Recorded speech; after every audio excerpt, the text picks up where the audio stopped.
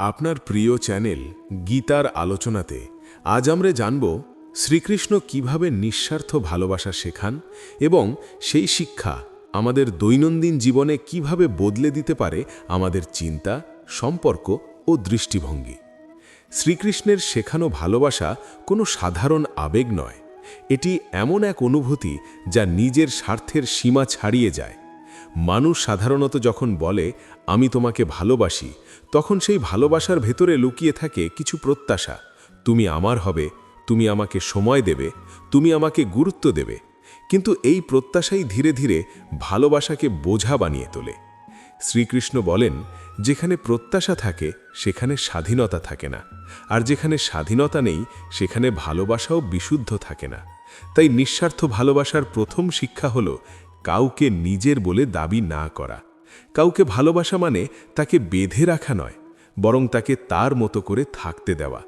আমরা যখন কাউকে ভালোবাসি তখন চাই সে আমাদের মতো হোক, আমাদের ইচ্ছে মতো চলুক। কিন্তু শ্রীকৃষ্ণের ভালোবাসা ছিল ঠিক তার বিপরীত।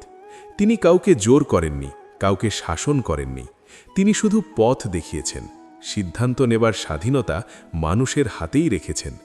এই স্বাধীনতার ভেতর দিয়েই নিঃস্বার্থ ভালোবাসা প্রকাশ পায়। নিঃস্বার্থ ভালোবাসা মানে নিজেকে ছোট করা নয়, আবার অন্যকে নিজের ওপরে বসানোও নয়। এটি এমন এক সমতা যেখানে দুই পক্ষই স্বাধীন অথচ গভীরভাবে সংযুক্ত। শ্রীকৃষ্ণ আমাদের শেখান, প্রকৃত ভালোবাসা কখনো ভয় থেকে জন্মায় না। যেখানে হারানোর ভয় আছে সেখানে ভালোবাসা ধীরে ধীরে দখলদারিতে পরিণত হয়। মানুষ ভাবে আমি যদি বেশি ভালোবাসি তবে বেশি পাওয়া উচিত, কিন্তু গীতা বলে ভালোবাসা পাওয়ার জন্য নয়, দেওয়ার জন্য। যে ভালোবাসা পাওয়ার হিসেব রাখে সে আসলে ব্যবসা করছে, ভালোবাসা নয়। শ্রীকৃষ্ণের নিঃস্বার্থ ভালোবাসা তাই কোনো চুক্তি নয়, এটি এক নিঃশব্দ দান। তিনি দেখিয়েছেন ভালোবাসা মানে সর্বক্ষণ কাছে থাকা নয়, কখনো কখনো দূরে সরে গিয়েও ভালোবাসা পূর্ণ হয়। যেমন তিনি কুরুক্ষেত্রের যুদ্ধে নিজে অস্ত্র ধরেননি, অথচ পুরো যুদ্ধে তার উপস্থিতি ছিল গভীরভাবে অনুভূত। তিনি পাশে ছিলেন কিন্তু নিয়ন্ত্রণ করেননি। নিঃস্বার্থ ভালোবাসার আরেকটি বড় শিক্ষা হল ভালোবাসা কখনো অভিযোগ করে না। আমরা যখন বলি আমি এত করেছি, তুমি কি করলে, তখন বুঝতে হবে সেটি নিঃস্বার্থ নয়। শ্রীকৃষ্ণ কখনো বলেননি আমি তোমার জন্য এটা করেছি তাই তুমি আমাকে এটা দাও। তার ভালোবাসা ছিল নীরব, স্থির এবং গভীর। মানুষ সম্পর্কের ভেতর ঢুকে পড়ে নিজের শূন্যতা পূরণ করতে, কিন্তু শ্রীকৃষ্ণ বলেন আগে নিজেকে সম্পূর্ণ করো। যে নিজেই অপূর্ণ সে অন্যের কাছ থেকে পূর্ণতা চাইবে, আর এই চাওয়াই দুঃখের মূল। নিঃস্বার্থ ভালোবাসা আসে সেই হৃদয় থেকে যা নিজেই শান্ত। তিনি আমাদের শেখান ভালোবাসা মানে কাউকে ধরে রাখা নয়, বরং কাউকে মুক্ত করা। পাখিকে যদি ভালোবাসো খাঁচায় বন্দি করো না, তাকে আকাশে উড়তে দাও। যদি সে ফিরে আসে তবে বুঝবে ভালোবাসার সত্যি ছিল, আর যদি না আসে তবুও তার উড়ে যাওয়াই ছিল ভালোবাসার সাফল্য। শ্রীকৃষ্ণের জীবনের প্রতিটি সম্পর্কেই এই নিঃস্বার্থতার ছাপ দেখা যায়।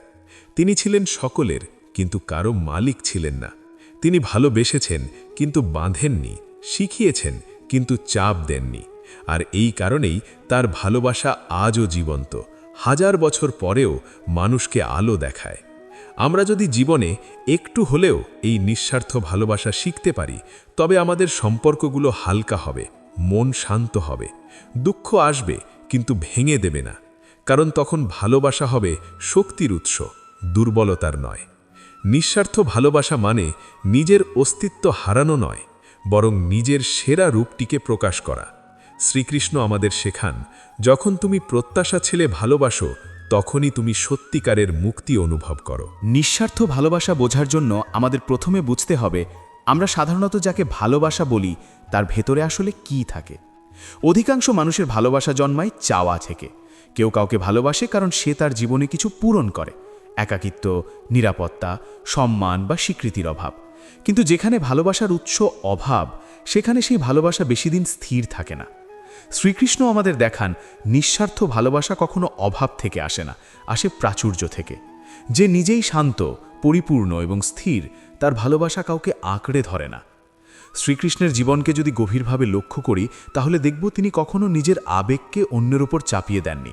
তিনি জানতেন প্রত্যেক মানুষের নিজস্ব যাত্রা আছে, নিজস্ব কর্মফল আছে, তাই তিনি কাউকে বলেননি তুমি আমাকে এইভাবে ভালোবাসো, বরং তিনি বলেছেন নিজেকে জানো, নিজের ধর্ম বোঝো। এই শিক্ষা থেকেই নিঃস্বার্থ ভালোবাসার জন্ম হয়, কারণ যে নিজের ধর্ম বোঝে সে অন্যকে দখল করতে চায় না। আমরা যখন কাউকে ভালোবাসি তখন প্রায়ই ভয় কাজ করে, সে যদি চলে যায়, যদি বদলে যায়। এই ভয় থেকেই সন্দেহ, নিয়ন্ত্রণ আর কষ্টের শুরু। কিন্তু শ্রীকৃষ্ণের ভালোবাসায় ভয় নেই, কারণ তিনি জানতেন যা সত্য তা জোর করে ধরে রাখতে হয় না। নিঃস্বার্থ ভালোবাসা বিশ্বাসের ওপর দাঁড়িয়ে থাকে, ভয়ের ওপর নয়। তিনি আমাদের শেখান ভালোবাসা মানে অন্যের পথের প্রতি শ্রদ্ধা।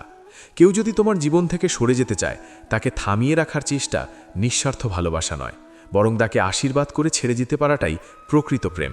এই শিক্ষা খুব কঠিন, কারণ এতে নিজের অহংকার ভেঙে যায়।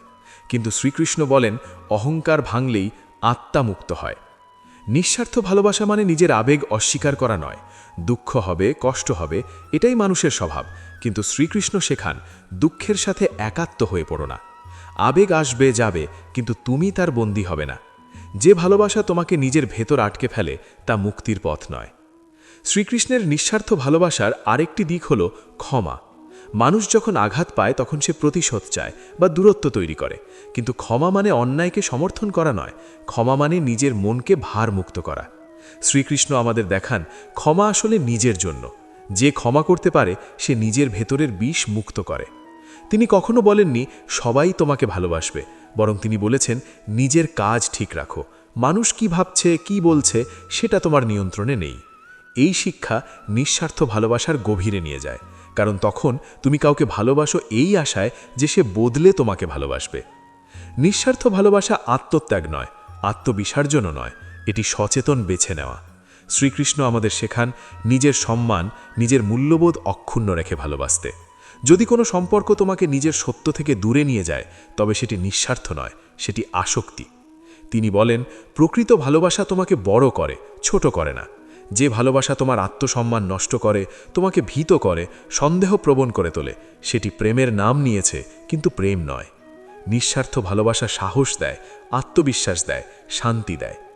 মানুষ প্রায়ই ভাবে নিঃস্বার্থ ভালোবাসা মানে সব সহ্য করা, কিন্তু শ্রীকৃষ্ণ তা শেখান না। তিনি শেখান সীমা টানতে।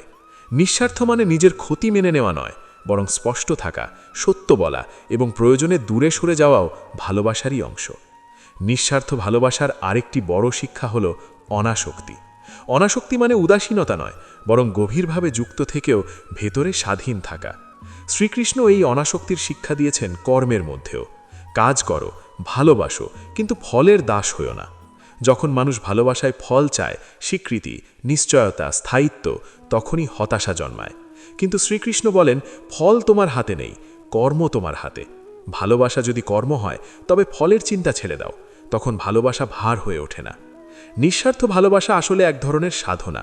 প্রতিদিন নিজের অহংকার, প্রত্যাশা, ভয় এই সব কিছুকে একটু একটু করে ছাড়তে হয়। শ্রীকৃষ্ণ আমাদের শেখান এই ছাড়ার মধ্যেই প্রকৃত পাওয়া লুকিয়ে আছে। যে ছাড়তে পারে সেই সত্যিকারের ধনী। তিনি দেখান ভালোবাসা কখনো ড্রামাটিক হওয়ার প্রয়োজন নেই। নীরব উপস্থিতি, নিঃশব্দ সমর্থন, প্রয়োজনে পাশে থাকা, এই সবই নিঃস্বার্থ প্রেমের রূপ। বড় বড় কথা, প্রতিশ্রুতি বা দাবি এখানে অপ্রয়োজনীয়। আমাদের জীবনে যদি আমরা শ্রীকৃষ্ণের এই শিক্ষাকে একটু জায়গা দিই, তবে সম্পর্ক আর বোঝা মনে হবে না। তখন ভালোবাসা হবে বিশ্রাম, আশ্রয় এবং শক্তির উৎস। তখন আমরা কাউকে ভালোবাসবো তার জন্য, সে আমাদের কি দেয় তার জন্য নয়। নিঃস্বার্থ ভালোবাসা মানে কাউকে নিজের জীবনের কেন্দ্র বানানো নয়, বরং নিজের জীবনের কেন্দ্রে স্থির থেকে অন্যকে ভালোবাসা। শ্রীকৃষ্ণ এই কেন্দ্রবিন্দুতে থাকার শিক্ষাই দেন।